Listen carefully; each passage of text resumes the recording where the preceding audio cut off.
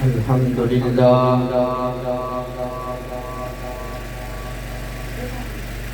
الحمد لله رب العالمين والعاقبة للمتقين الصلاة والسلام على سيد الأنبياء والمرسلين أما بعد فأعوذ بالله من الشيطان الرجيم بسم الله الرحمن الرحيم قال الله تبارك وتعالى في القرآن المجيد والفرقان الحميد وقضى ربك ألا تعبدوا إلا إياه وبالوالدين إحسانا إما يبلغن عندك الكبر أحدهما أو كلاهما فلا تقل لهما أف ولا تنهرهما وقل لهما قولا كريما صدق الله العظيم وصدق رسوله النبي الكريم الأمين إن الله وملائكته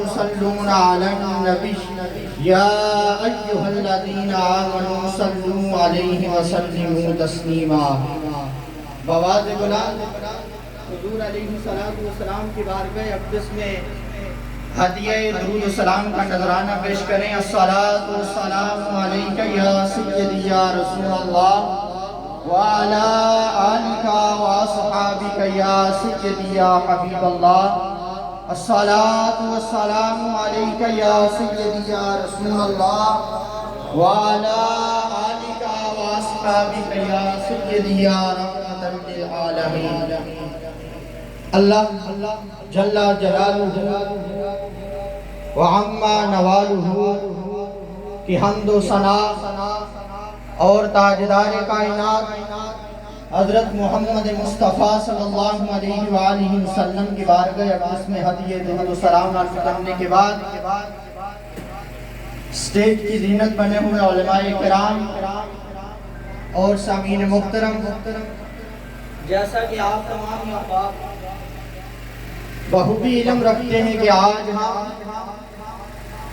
حاجی محمد تاج صاحب کے احسان ثواب کی محفل میں اکٹھے ہوئے، تو اللہ کریم کی بارگاہ میں دعا کرتا ہوں کہ اللہ کریم حاجی صاحب کے درجات کو بلند فرمائے اور ان کی صاحبزادیوں اور ان کے گھر والوں کو اور جملہ خاندان کو اللہ تعالیٰ فکر کرنے کی توفیق عطا فرمائے۔ تو ٹائم کافی مختصر ہے، سوسی صاحب کو خطاب فرمائیں گے، تو میں آپ کے سامنے کوئی اتنی لمبی چوڑی گفتگو تو نہیں کر سکتا، بس اپنے ٹوٹے پھوٹے الفاظ آپ کے سامنے رکھوں گا اور میں صرف اور صرف ایک ہی آیت مقدسہ تلاوت کی، اسی کا ترجمہ اور ایک ہی حدیث مبارکہ آپ کے سامنے رکھ کر اجازت دوں گا۔ تو سامعین محترم، رب تعالیٰ اپنی لالین کتاب کے اندر ارشاد فرماتا ہے کہ وَقَضَى رَبُّكَ أَلَّا تَعْبُدُوا إِلَّا إِيَّاهُ، تمہارے رب نے حکم فرمایا کہ اللہ کے سوا کسی کی عبادت نہ کرو، وَبِالْوَالِدَيْنِ إِحْسَانًا، اور رب کیا فرما رہا ہے، جہاں پر اپنی عبادت پر رب تعالیٰ ذکر کر رہا ہے، ساتھ ہی ساتھ رب تعالیٰ ان دو عظیم ہستیوں کا ذکر بھی ساتھ کر رہا ہے۔ وہ دو ہستیاں کون سی ہیں؟ ماں اور باپ، کہ رب اپنی عبادت کے ساتھ ان دو ہستیوں کا ذکر کر رہا ہے۔ قرآن کے اندر رب فرما رہا ہے وَبِالْوَالِدَيْنِ إِحْسَانًا، اور اپنے ماں باپ کے ساتھ احسان کرو۔ آگے رب فرماتا ہے إِمَّا يَبْلُغَنَّ عِندَكَ الْكِبَرَ أَحَدُهُمَا أَوْ كِلَاهُمَا، رب فرماتا ہے کہ اے میرے بندے، اگر تیرے سامنے ان میں سے ایک یا دونوں بڑھاپے کو پہنچ جائیں، بزرگی کے اندر پہنچ جائیں، آگے پھر رب کیا فرماتا ہے فَلَا تَقُلْ لَهُمَا أُفٍّ، تو اپنے ماں باپ کے سامنے اف تک بھی نہ کہنا۔ تو سامعین محترم، اف کے بارے میں بڑی علماء کرام نے ایک بڑی اچھی مثال دی ہے کہ علماء فرماتے ہیں کہ رب قرآن میں فرماتا ہے فَلَا تَقُلْ لَهُمَا اُف، کہ ماں باپ کے سامنے اف تک بھی نہ کہنا. کہ علماء فرماتے ہیں کہ اس کی مثال ایسی ہے کہ جیسے انسان کو پیاس لگی ہو اور انسان گلاس کے اندر پانی لے اور پانی جب پینے کے بالکل قریب لے کر جائے منہ کے اور اس کے اندر تنکا دیکھے، جب اس تنکے کو دیکھے تو اس کو ہٹانے کے لیے جو منہ سے پھونک ماری جاتی ہے، رب اللہ کا فرماتا ہے کہ اے میرے بندے یہاں تک بھی تو اپنے ماں باپ کے سامنے نہ کر، اف تک بھی. آگے رب کیا فرماتا ہے وَلَا تَنْهَرْهُمَا، اور انہیں نہ جھڑکنا، وَقُلْ لَهُمَا قَوْلًا كَرِيمًا، بلکہ ماں باپ کے ساتھ اپنا جو لہجہ ہے اس کو نرم رکھنا.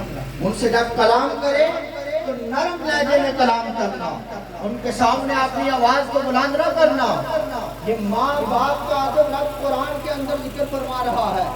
کیا میرے بندے ان کے سامنے اپنی آواز کو بلند نہ کرنا، اپنی آواز کو پست رکھنا، نیچے رکھنا.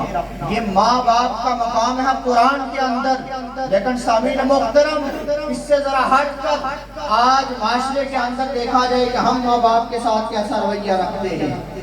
آج معاشرے کے اندر دیکھا جائے اولاد جوان ہو جاتی ہے، جوانی کے اندر جب باپ بوڑھا ہو جاتا ہے، ماں بوڑھی ہو جاتی ہے، ہمارے نوجوان چوکوں میں کھڑے ہو کر آوازیں نکالتے ہیں کہ اے میرے بھائی تو غصہ نہ کرنا، تو غصہ نہ کرنا، میرے باپ کا دماغ کام نہیں کرتا.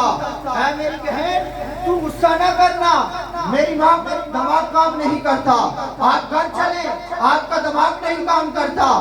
میرے بھائی جب رب قرآن کے اندر تمہیں فرما رہا ہے کہ ماں باپ کے سامنے اف تک نہ کہنا، تو پھر میں اور آپ کون ہو سکتے ہیں کہ ماں باپ کے بارے میں ایسے الفاظ استعمال کریں کہ ان کا دماغ کام نہیں کرتا، ان کا ذہن کام نہیں کرتا. میرے بھائی ان کو بڑھاپا ضرور آ گیا ہے لیکن ہے تو ہمارے ماں باپ کی.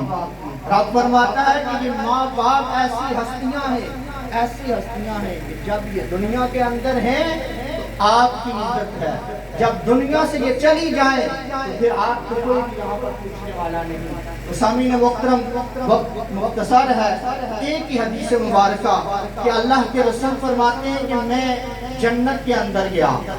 کہاں گیا؟ جنت کے اندر گیا. جا کر میں نے دیکھا کہ جنت کے اندر قرآن پڑھنے کی آواز آ رہی ہے، کوئی قرآن پڑھ رہا ہے. تو اللہ کے رسول نے فرمایا کہ میں نے فرشتوں سے پوچھا کہ میرے فرشتوں یہ بتاؤ کہ یہ قرآن کون پڑھ رہا ہے جنت کے اندر؟ تو فرشتوں نے کہا کہ یہ حارثہ بن نعمان ہے جو قرآن جنت کے اندر پڑھ رہے ہیں. تو اس وقت اللہ کے رسول نے فرمایا کہ یہی حال ہے احسان کرنے والے کا، یہی حال ہے احسان کرنے والے کا کہ حارثہ بن نعمان یہ زندگی کے اندر اپنی ماں کے ساتھ انہوں نے بڑا اچھا سلوک کیا، بڑا اچھا رویہ اختیار کیا.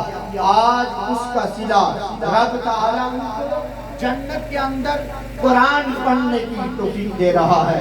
تو سامعین محترم، یہ ماں باپ بڑی عظیم سی ہستیاں ہیں. اگر دنیا کے اندر ہیں تو تب بھی ہمارا سر فخر سے بلند ہے. دنیا سے جب چلے جائیں تو پھر ہمارا کیا کام ہے؟ ماں باپ کے ساتھ کیا کرنا چاہیے؟ لوگوں کو بلا کر قرآن نہ پڑھائیں، بلکہ جو اولاد ہے جو اس کی جائیداد کے اوپر بیٹھی ہوئی ہے اس اولاد کا حق ہے اگر باپ چلا گیا باپ کے لیے قرآن پڑھے، اگر ماں چلی گئی تو ماں کے لیے قرآن پڑھے. یہ اولاد کا حق ہے. باہر سے استاد کو اکٹھا کر کے قرآن پڑھانے کا بھی ٹھیک ہے، لیکن میرے بھائی جو تلاوت خود کرتے ہو اس کی ہے، یہ ہے کہ وہ عظمت والی ہے. آپ خود تلاوت کریں، باہر کے بھی پڑھتے ہیں لیکن جو خود تلاوت کریں گے اس کا اثر کچھ اور ہی ہوگا. اس لیے میں سب سے گزارش کرتا ہوں کہ اپنی اولاد کو دین کی طرف لائیں تاکہ جب وہ دین حاصل کریں گے آپ دنیا سے جائیں گے تو آپ کے لیے سال ثواب کریں گے. تو اللہ کی بارگاہ میں دعا کرتا ہوں کہ اللہ کریم مجھے بھی اور آپ احباب کو بھی ماں باپ کا ادب کرنے کی توفیق عطا فرمائے. وآخر دعوانا الحمدللہ رب العالمین.